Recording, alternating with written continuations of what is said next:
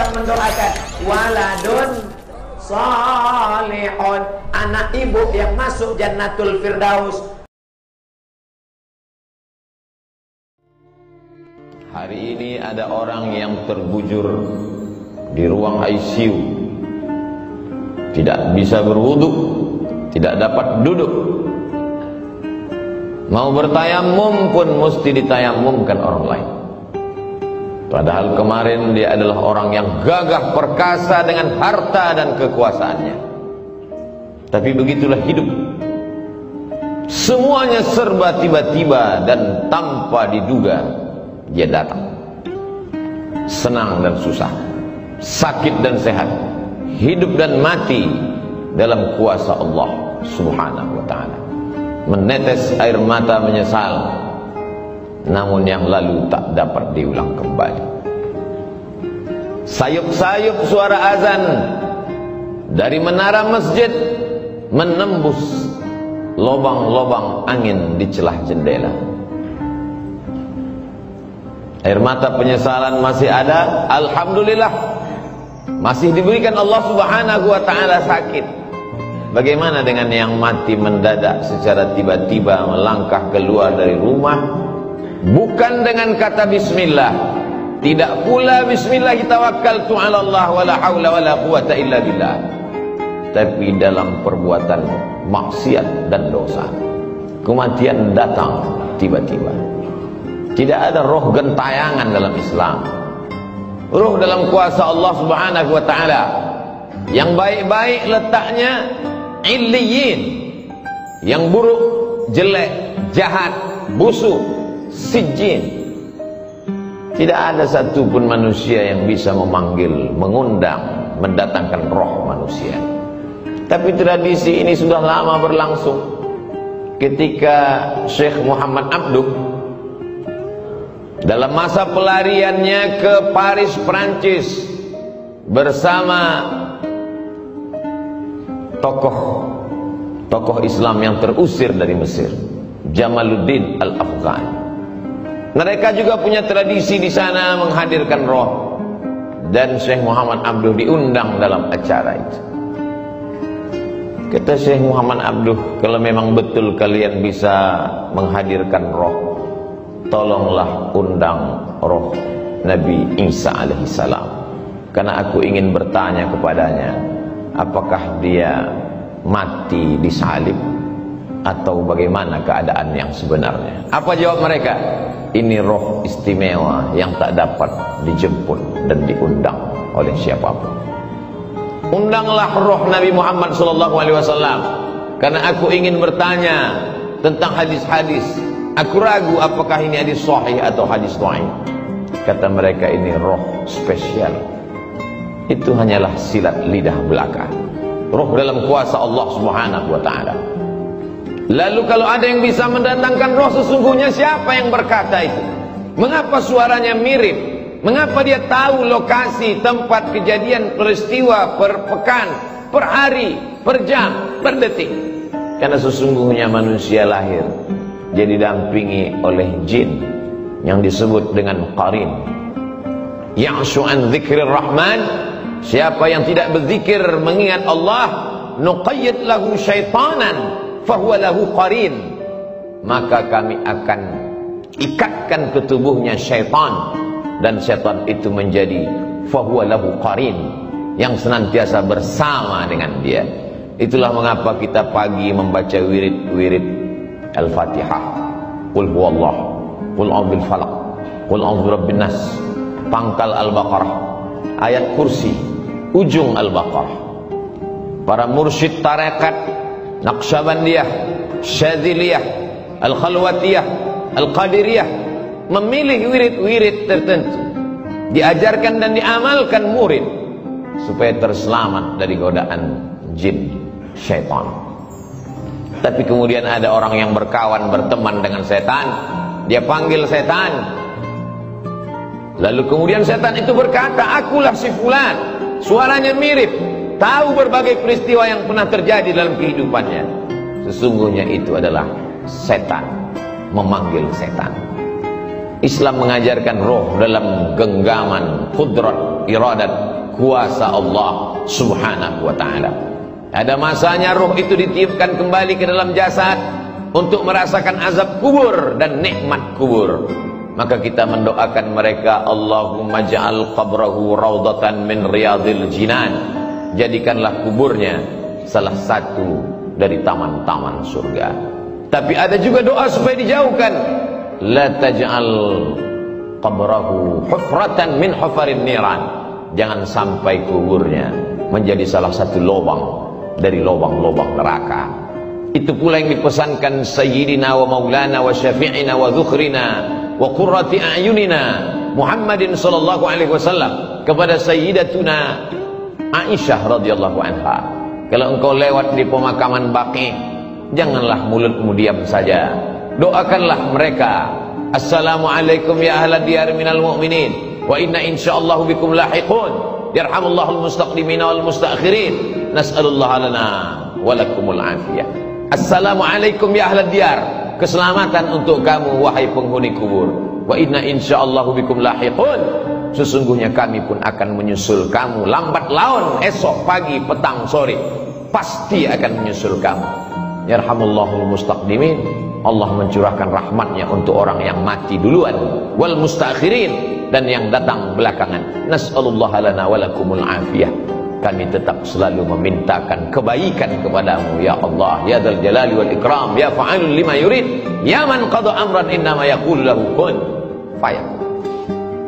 Ketika roh itu sudah berpisah dengan jasad, jasad itu pun lalu kemudian jantung berhenti berdetak, napas paru-paru tak lagi berhembus, maka darah berubah menjadi nanah, nanah membusuk hanya menjadi santapan cacing tanah.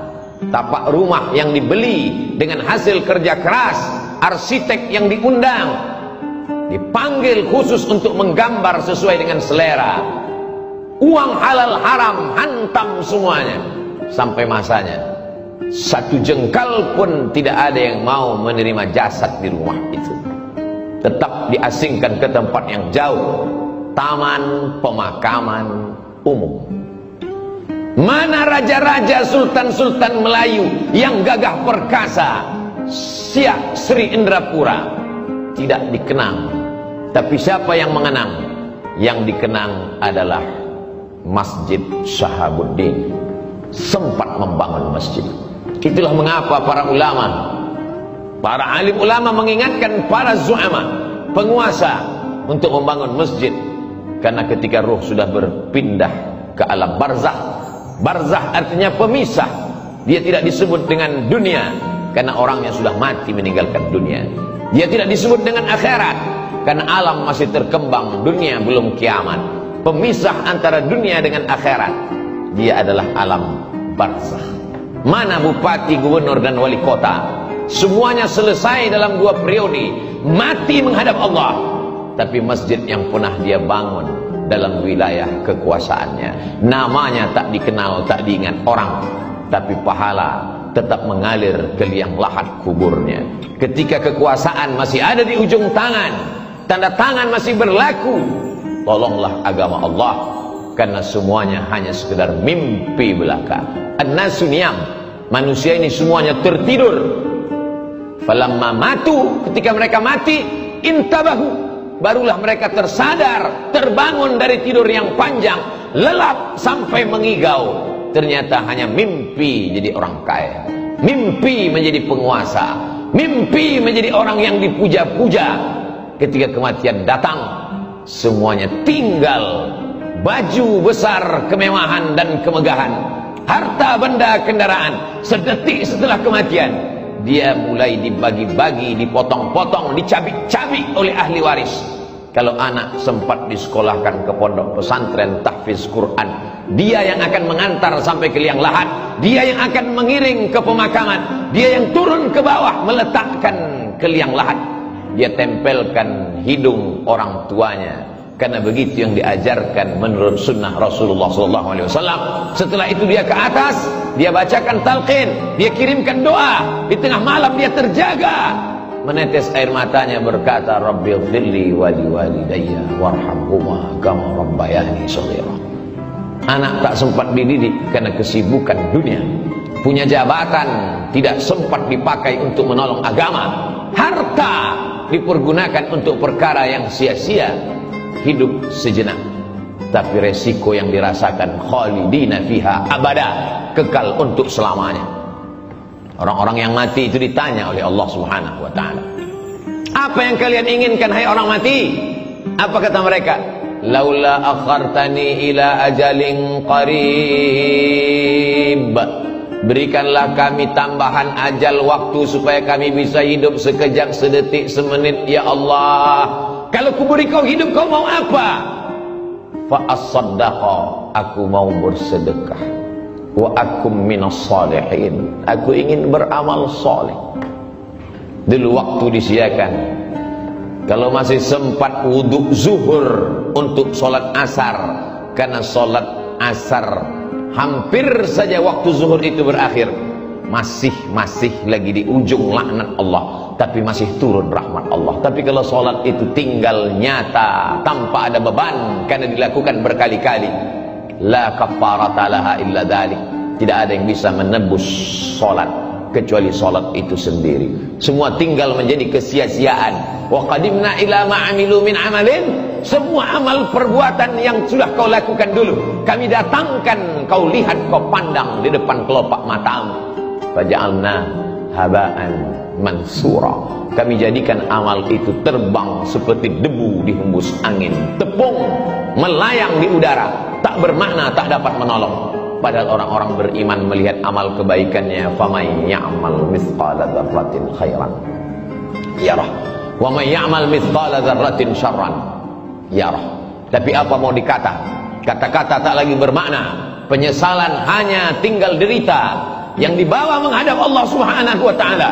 Kalau pernah memaksa-maksakan diri untuk sholat duha agak 2 rakaat, kalau pernah memaksa-maksakan mata untuk tahajud, meneteskan air mata di tengah malam, kalau pernah memaksa-maksakan diri untuk menyisihkan uang belanja 1, 2, 3 sak semen, 1, 2, 3 meter pembebasan tanah, pembangunan masjid. Kalau kau tidak hafal Quran, biayailah anak penghafal Quran, kelak dia akan mengajar menjadi imam, mengalir juga setetes 2 tetes pahalanya. Kalau kau tidak pernah menuntut ilmu agama, tak dapat lagi menghafal karena dipangkal panjang, dibaca yang panjang lupa yang pendek, dibaca pangkal hilang yang ujung, diulang ujung melayang yang pangkal. Maka bantulah fakir miskin dan du'afa, karena itu sajalah lagi satu-satunya harapan yang dapat menolong ketika ajal tiba menghadap Allah Subhanahu wa ta'ala. Sampai masanya yarji'usnani, yang 2 pulang ke rumah, maluhu, mobilnya, surat tanahnya, STNK, BPKB, semua kembali pulang ke rumah. Wa ahluhu, keluarga, anak, menantu, handai tolan, suami, istri, kawan, jiran, tetangga, semua pulang ke rumah. Hari pertama, kedua mereka meneteskan air mata. Hari keempat, kelima mereka mulai tertawa. Hari keenam, ketujuh hanya tinggal kenangan semata. Mana yang mengalir? Kalau pernah mengajarkan Al-Fatihah, alif bata, diamalkan anak cucu keturunan. Mana yang tetap mengalir sampai kematian? Kalau pernah mewakafkan Al-Quran, tak dapat Al-Quran surat Yasin, sehari 2 hari sempatkan menjenguk fakir miskin, yatim dan du'afa, mengusap kepala mereka, 1, 2, 3 bungkus, semeter 2 meter, 1, 2, 3 sak. Itu sajalah yang dapat menolong di hadapan Allah Subhanahu wa ta'ala. Isma syi'ta, hidup sesuka hatimu. Mau hidup dengan cara Fir'aun, silakan. Mau hidup dengan cara Qarun, silakan. Mau hidup dengan cara apapun, silakan. Fa innaka mayyit, karena sesungguhnya kau akan jadi mayat, kau akan menjadi bangkai, kau akan diperebutkan oleh cacing tanah. Semuanya akan kembali menghadap Allah. Yang jahat mati, yang baik pun mati. Semua orang siap mati, tapi tak banyak yang memikirkan apa yang akan dihadapi setelah kematian.